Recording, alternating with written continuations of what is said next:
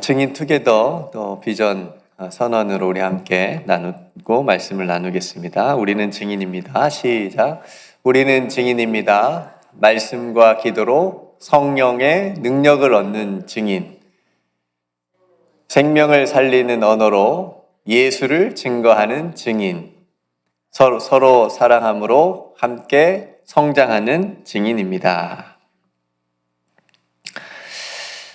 창세기 말씀을 계속 나누고 있습니다. 지난 시간에는 야곱이 애굽에 살아있다, 요셉이 애굽에 살아있다라고 하는 소식을 야곱이 듣게 되죠. 그래서 요셉을 만나기 위해서 이제 가나안 땅을 떠났습니다. 그 도중에 브엘세바에서 하나님께 예배를 드림으로 혹 마음 한켠에 두려운 마음이 있었는데 그 마음을 아시고 하나님께서 야곱에게 두려워하지 말라, 내가 너와 함께 해주겠다 라고 하는 어떤 응답과 약속을 통해서 담대하게 애굽에 내려가도록 인도하시는 그런 모습을 우리가 함께 보았습니다. 그 이후에 말씀을 보면 애굽으로 떠나는 야곱의 가족들을 소개하고 있거든요. 그 부분은 읽지는 않았습니다. 짧게 정리를 해보면 야곱에게는 4명의 아내가 있었죠. 첫 번째 아내는 레아가 있었고, 두 번째 야곱이 사랑했던 아내 라헬이 있었고요. 세 번째 아내는 레아의 여종이었던 실바가 있었고요. 그 다음에 라의 여종이었던 빌하가 있었습니다. 이렇게 4명의 아내들을 통해서 많은 또 자녀들을 낳았습니다. 그렇게 레아의 첫 번째 아내였던 레아의 아들로서 야곱의 전체 아들 중에 첫 번째로 태어났던 루벤을 시작으로 야곱의 아들들이 차례대로 소개가 되고 있습니다.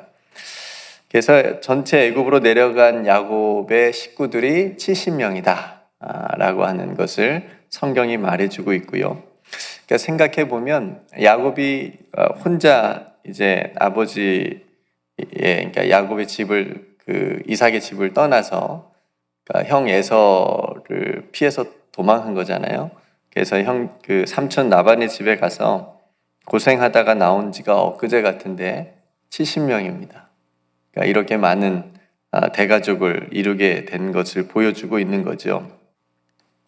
그렇게 야곱이 대가족을 이끌고 애굽으로 가는 중에 이제 오늘 읽은 본문 1절에 보니까 야곱이 유다를 요셉에게 미리 보내는 장면이 나옵니다. 왜 큰아들 루벤이 아니고 유다일까요? 이거 굉장히 중요한 일이잖아요. 그죠? 그러니까 지금 우리가 야곱 가족, 대가족이 이제 애굽에 왔다, 고센 땅에 왔다라고 하는 것을 소식을 이제 전하는 일인데, 그러니까 이 일을 큰아들인 루벤이 아니고, 그러니까 야곱은 유다를 보냅니다. 대부분 우리는 어떤 중요한 가정의 중요한 일은 큰아들 장자를 이렇게 시키거나, 또 우리가 우리 나라에서도 큰아들 장자가 이렇게 하는 이유는 나중에 부모가 죽으면 그 큰아들이 제사를 모시기 때문에 이제 그런 이유도 있지 않습니까? 어쨌든 유다가 이렇게 전면에 나서는 모습들을 우리가 보게 되는데, 전에 시므온이 애굽에 혼자 잡혀 있을 때도 유다가 나섰던 적이 있고, 베냐민이 도둑으로 몰려서 애굽의 종으로 혼자 남겨질 어떤 위기에 처했을 때도 유다가 나서서 그런 자신이 책임지고 해결하겠다라고 하는 그런 모습들을 우리가 본 적이 있죠. 그러니까 어떤 그런 가정에 위급한 일이 닥쳤을 때 책임감 있게 나서는 그런 모습 때문인지 몰라도 유다는 야곱의 형제들 가운데 그러니까 야곱의 자식들 가운데 가장 무게가 있는 그런 자녀로 등장하는 것을 우리가 계속 볼 수가 있습니다. 어쨌든 이렇게 요셉도 아버지와 가족들이 도착하는 고센 땅에 먼저 가 있어요. 먼저 가 있어서 드디어 아버지 야곱과 눈물의 상봉을 하는 것을 우리가 본문에서 보게 됩니다. 우리가 한번 감정이입을 조금이라도 해보면 이 야곱과 요셉이 얼마나 서로 기뻤을까, 그죠? 아마도 요셉은 베냐민을 만나기를 바랬을 때보다 훨씬 더 아버지 야곱을 더 만나기를 소망했으리라고 보고요. 그래서 야곱과 요셉의 이 만남은 요셉에게 있어서는 그동안에 정말 노예로 있었고 감옥의 죄수로 있었는 그 모든 어떤 힘든 순간들을 아버지의 품에서 한순간에 씻겨 낼 수 있는 어떤 그런 시간들이 되지 않았을까 싶습니다.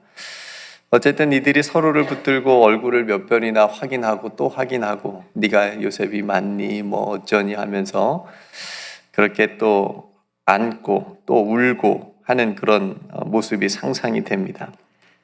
야곱도 마찬가지로 죽은 줄만 알았는데 이렇게 앞에 살아 있으니 얼마나 기쁘고 또 요셉도 자신을 그렇게 아껴주고 사랑해 주었던 아버지를 만나게 되었으니 오늘 성경은 이들이 얼마 동안 울었다고 말합니다.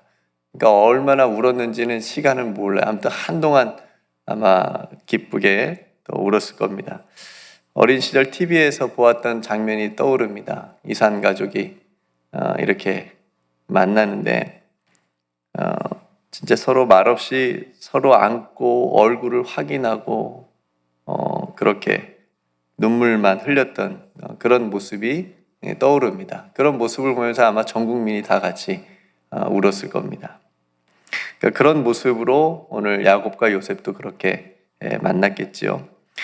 요셉을 만난 야곱의 심정을 오늘 30절에서 말해주는데요. 내가 지금까지 살아있고 내가 네 얼굴을 보았으니 지금 죽어도 족하다.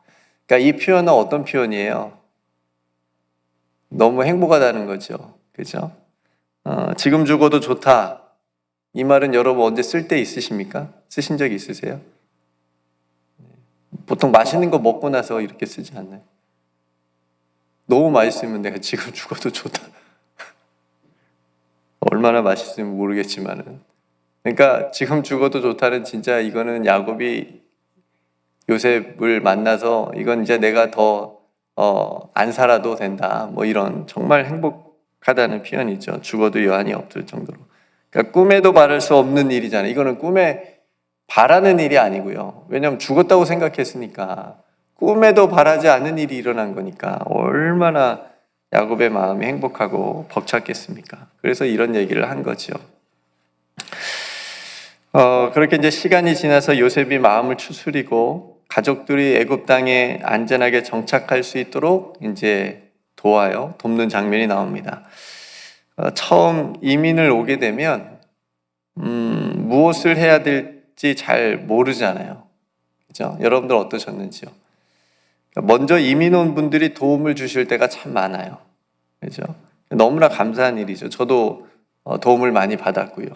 또 교회에서 어떤 분이 또 도움을 많이 주셨고, 이거 학교 가면 이렇게 해야 된다. 뭐 또 이렇게 해야 된다. 뭐 이런 일들을. 그래서 초기 우리 미국도 마찬가지지만 이민자들이 왔을 때, 한인들이 왔을 때 교회를 그렇게 많이 왔대요. 교회 가면 도움을 얻을 수 있으니까. 그리고 또 그 당시에는 목사님들이 다 공항 가서 픽업도 하고 이사 집도 알아봐주고 애들 학교도 다 해결해주고 이사 갈 때 다 또 도와주고 뭐 이런 일들을 다 목사님들이 하셨다고 들었습니다. 여러분들이 처음 오셨을 때 누가 도와주셨나요? 이런 이야기를 또 들은 적이 있습니다. 이민 딱 와서 공항에 딱 내리면 누가 픽업 오느냐에 따라서 그 사람의 이민 생활이 결정된다. 그러니까 이 픽업 온 사람의 직업, 그 사람의 직업을 따라서 이렇게 한다는 거예요.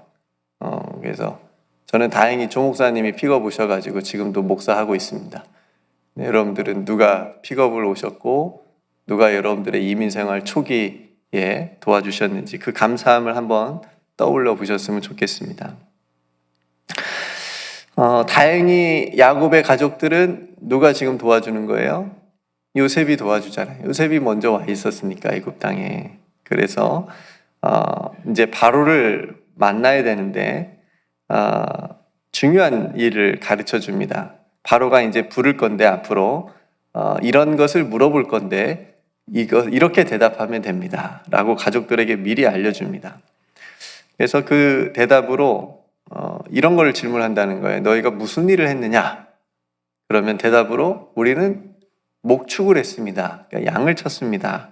가축을 치면서 살아왔습니다라고 대답하라고 그렇게 가르쳐 줍니다. 그러면 바로가 우리가 이곳에 살 수 있도록 허락해 줄 겁니다라고 이제 알려주는 거죠. 마치 그런 것 같지 않아요? 그 이민 심사 받는 것 같지 않아요? 그죠? 네. 그러니까 이 바로의 이 이민 심사를 위해서 요셉은 그래서 가족 대표로 5명을 선택해서 이제 바로 앞에 데리고 가는데 왜 5사람일까요? 5사람을 특별히 뽑은 이유가 있습니다. 특별한 이유가 있습니다. 나라마다 좋아하는 숫자가 있고 좀 싫어하는 숫자가 있죠. 중국 사람들은 8자를 좋아한다 그래요. 8이라는 숫자의 그 단어의 발음이 돈을 불러오는 그 발음하고 똑같대요. 그래서 중국 사람들은 8을 좋아하고요. 한국 사람들은 7, 행운의 숫자라고 해가지고 7이라는 숫자를 또 좋아하기도 하고, 미국 사람들은 잘 모르겠어요. 근데 싫어하는 숫자는 있어요. 미국 사람들은 14. 네, 13일의 금요일 뭐 이런 거는 굉장히 미신적이고 어떤 그런 또 거가 있어가지고 미국 사람들이 13이라는 숫자를 싫어한대요. 한국 사람들은 무슨 숫자를 싫어하죠? 4자를 싫어합니다.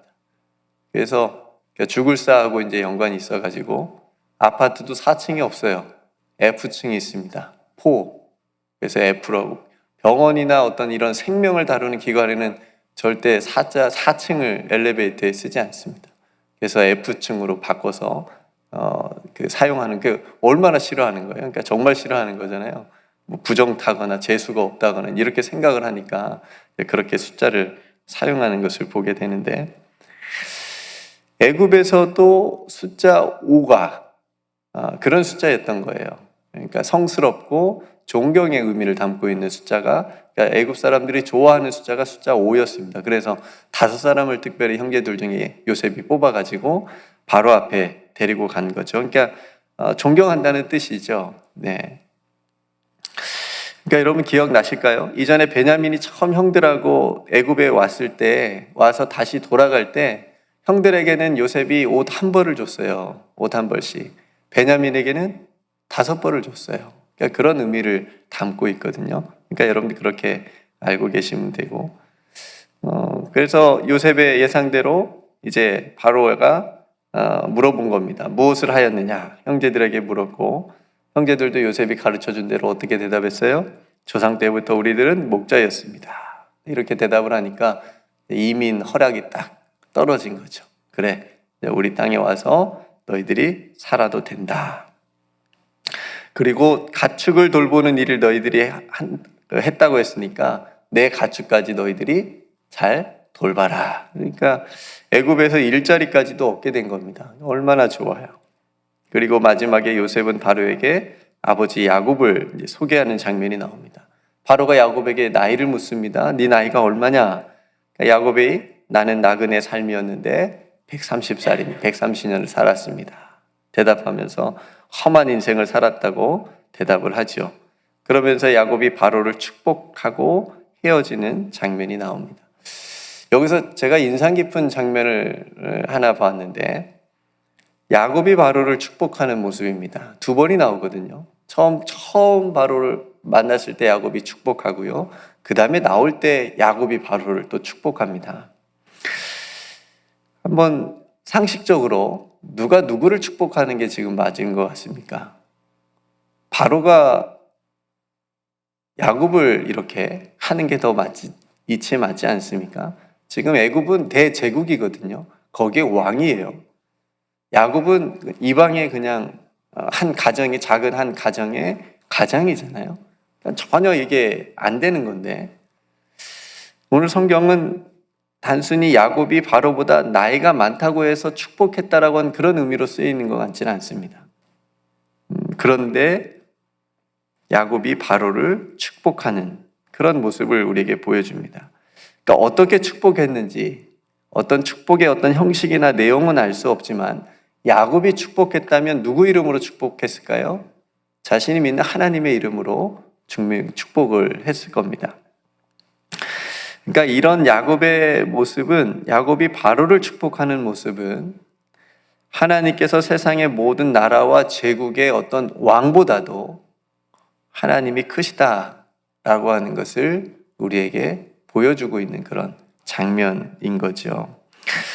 성도들, 오늘 말씀을 정리를 해보겠습니다. 오늘 야곱이 드디어 죽었다고 생각했던 그 요셉을 만났고, 또 요셉 덕분에 기근을 피해서 이제 고센 땅에, 애굽이라고 하는 곳에 이제 이민을 와서, 온 가족이 가족 이민을 와서 정착하여 살아갈 수 있게 됐습니다. 그러니까 이 모든 일이 요셉이 전에 고백한 것처럼 하나님께서 생명을 구원하시기 위해서 자신을 먼저 보냈다 라고 하는 고백이 있었고, 또 그렇기 때문에 가능한 일이었음을 우리가 보게 됩니다. 이렇게 되었다라고 하는 것은 그 누구도 알 수 없었잖아요. 그죠? 이렇게까지 될 수 있었다라고 하는 것을 그 누구도 알 수 없었지만, 요셉도 후에, 그리고 야곱도 하나님의 인도하심으로 고백하는 것을 우리가 보게 됩니다. 그렇다라고 한다면 우리들의 삶도 마찬가지겠죠. 우리들의 삶도 지금은 하나님의 뜻을 우리가 다 알 수 없잖아요. 하나님이 왜 이렇게 인도하시는지 다 알 수 있는 것도 있지만 알 수 없는 것이 훨씬 더 많잖아요. 다 알 수 없을지라도 우리가 하나님의 약속을 믿음으로 믿고 나아간다면, 살아간다면 우리들도 하나님의 선하신 뜻을 깨닫게 되고, 그 뜻을 통해서, 그 뜻이 우리들의 삶을 통해서 드러나게 될 줄로 믿습니다. 그런 믿음을 가지고 우리가 살아가야 된다라고 하는 거죠. 또 오늘 야곱이 자신의 지나온 삶의 과정을 험악한 세월이라고 고백했잖아요. 힘들게 살았다는 거예요. 우리들의 삶의 한 페이지도 이렇게 험악한, 야곱이 고백한 세월 같은 그런 시간들이 있잖아요. 편안하게만 다 살아오지는 못하셨을 거라고 생각이 됩니다.